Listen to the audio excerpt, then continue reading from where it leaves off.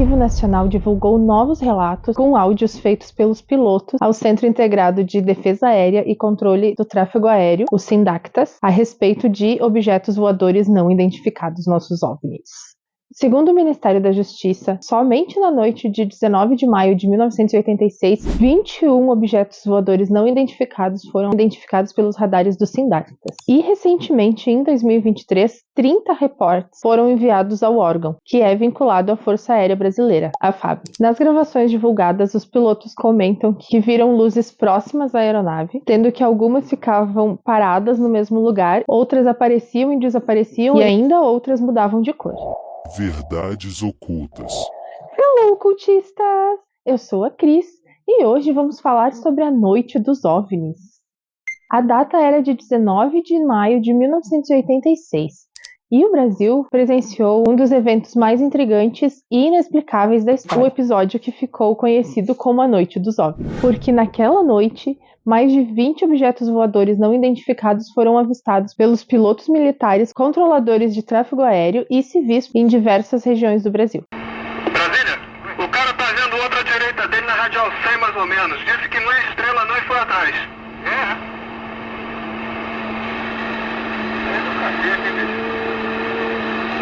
É uma festa. O evento chocou as autoridades e gerou diversas dúvidas que até hoje permanecem sem resposta. O que realmente aconteceu naquela noite? Quem foram as pessoas envolvidas? E, principalmente, o que foi feito com as informações coletadas desses avistamentos? Bom, a década de 1980 foi... Ai, minhas costas.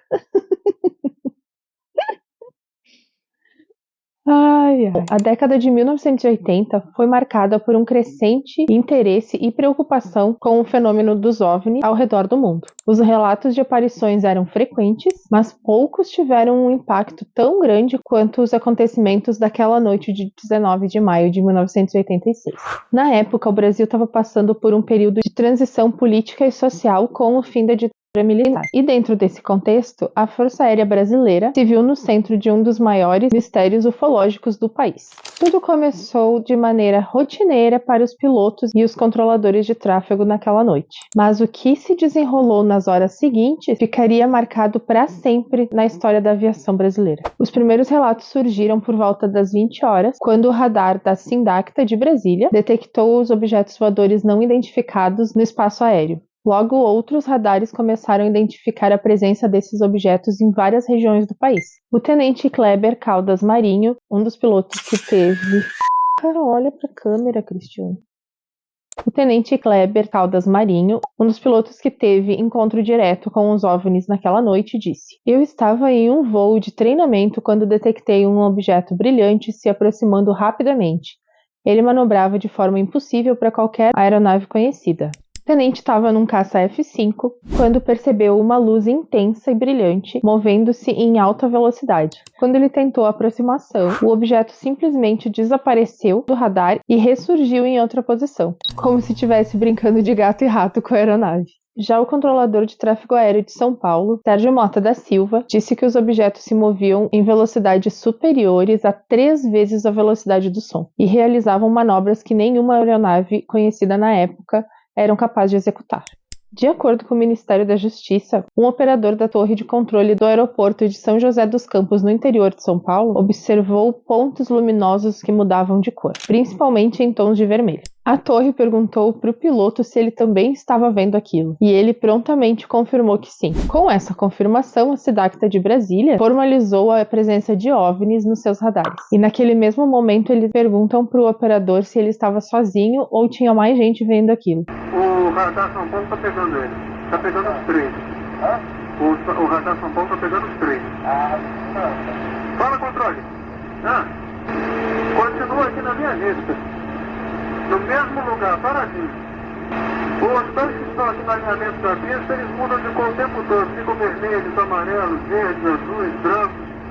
O que está no setor nordeste, eu só vejo pontos estranquiçados. Outro piloto afirma que ele achou que as luzes eram de outra aeronave. Porém, as luzes ficaram um bom tempo sem se mexerem do lugar e depois simplesmente desapareceram. Intrigado, ele acionou a torre de controle do aeroporto de Guarulhos, em São Paulo, para saber se existia alguma aeronave nas proximidades. a 10 milhas a oeste do marcador externo de São José, mais uma observação feita. Foram vistos também mais 3 alvos na radial 120 do VOR São José, aproximadamente 10 ou 15 milhas do aeródromo. Também não correspondem a aeronaves em deslocamento na área de Brasília, São Paulo ou São José. Solicitamos a sua colaboração no sentido de observar, durante a sua aproximação, a possível existência de objetos voadores não identificados nessas áreas. Saliento ainda que 3 desses objetos foram observados pela Torre São José e não correspondiam à apresentação visual noturna de uma aeronave em voo, não apresentavam indicativos de luz de navegação, apenas uma fonte luminosa que mudava de cor permanentemente. Foram observados sobre a cidade de São José, alinhados com o eixo de aproximação da pista 105, sendo que no momento é visível apenas um deles a oeste da cidade. Confirma, no momento está no fundo? Afirmativo, está sendo observado apenas um pequeno ponto luminoso a oeste da cidade. Foi confundido anteriormente com uma estrela, mas o controle de São Paulo afirma que é um alvo primário e que está em posição fixa. Outros pilotos comerciais também tiveram avistamentos. Um deles foi o Jair Ferreira, que relatou ter visto uma luz intensa que parecia estar seguindo seu avião. À noite, prosseguiu com relatos cada vez mais alarmantes. À medida que as horas se passavam, os controladores de tráfego aéreo tentavam coordenar as aeronaves civis e militares e, ao mesmo tempo, buscavam respostas para o que estava acontecendo. Como é que ele descreveu aí? É um ponto bem vermelho. Ponto vermelho na radial 270, rumo a São Paulo. Positivo. Ele está perseguindo o troço. Está perseguindo o troço? Tá indo atrás. Sério, tá indo. Controle. Tá vendo? Tá indo atrás. Controle.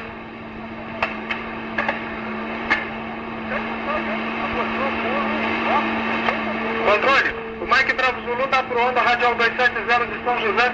Tá perseguindo um objeto aqui, cara. O Mike Bravo Zulu? Tá sobre a radial 270 correndo atrás. Ele viu e tá atrás. Mike Bravo Zulu, São José? Consulta, Francisca. Entendido, observando o novo objeto à sua direita, radial 100 de São José. Pode afirmar com certeza que não se trata de estrela? Afirmativo, que desapareceu novamente. Entendido, desapareceu novamente. Com certeza não se trata de estrela. Afirmativo. Tem um passando baixo, cara. Tá bonito. Estou arrepiado, meu irmão.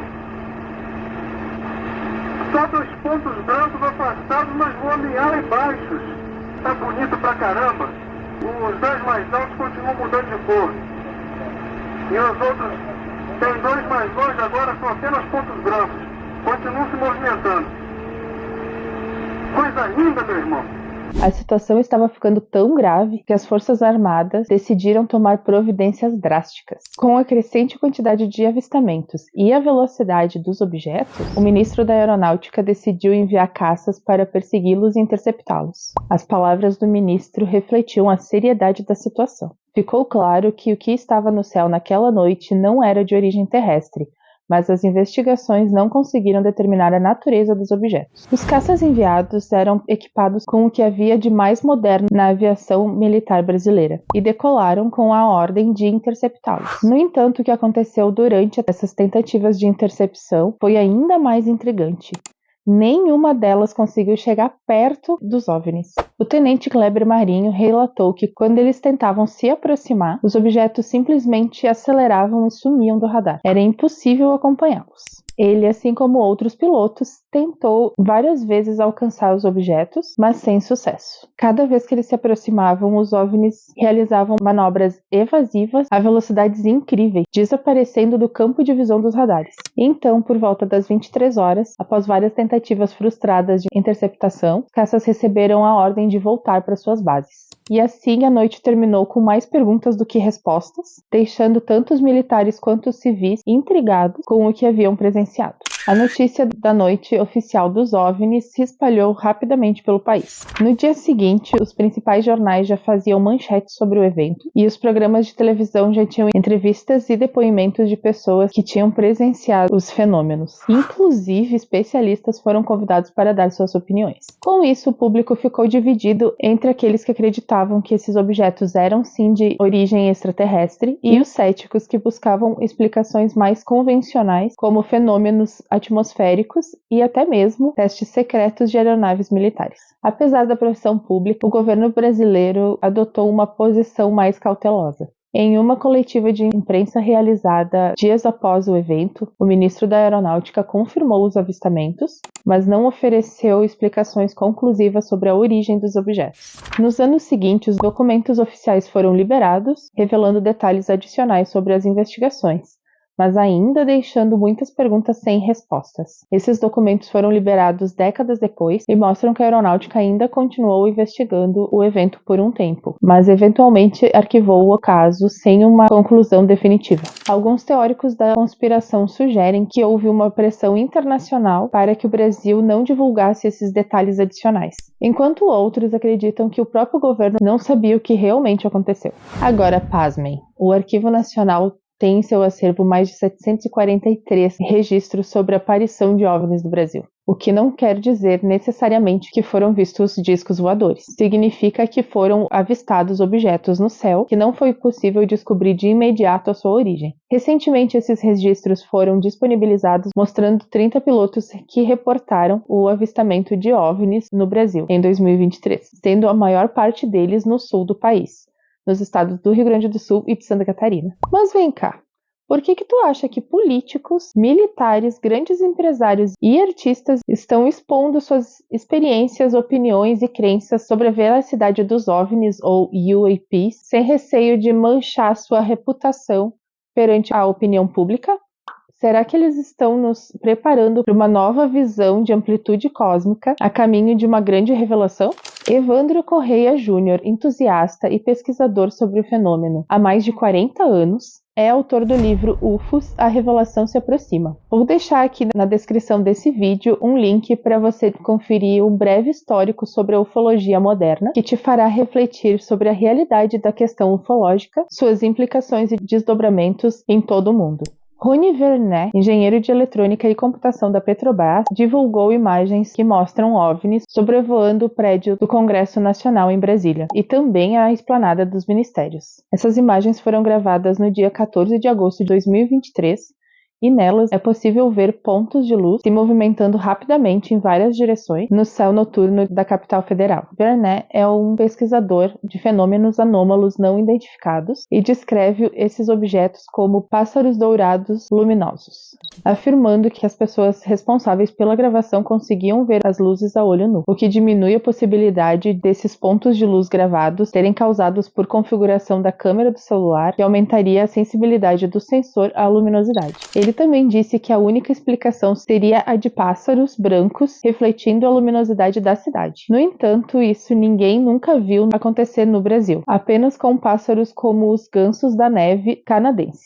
O comando da aeronáutica afirmou que não realiza estudos e análises sobre o tema, apenas cataloga as informações prestadas por terceiros e periodicamente as remete ao Arquivo Nacional. Na NASA, um grupo de 16 pessoas, entre elas especialistas na áreas de física e astrobiologia, foi formado para examinar os OVNIs não classificados e outros dados coletados do governo civil e setores comerciais em uma reunião pública antes de divulgar o relatório oficial sobre o caso, que dizia que não se tratava de objetos extraterrestres. Porém, ex-militares dos Estados Unidos relataram o contrário. E já tem um vídeo aqui nesse canal sobre o que eles afirmaram que o governo detém as 7 chaves. Vou deixar aqui na descrição o link desse vídeo e também na tela final desse vídeo para você assistir na sequência. Vale lembrar que o estudo da NASA é separado da investigação formalizada recentemente pelo Pentágono de fenômenos aéreos não identificados, documentados nos últimos anos por aviadores militares e analisados por autoridades de defesa e inteligência dos Estados Unidos. Mais de 3 décadas se passaram desde a noite dos OVNIs e o mistério ainda persiste.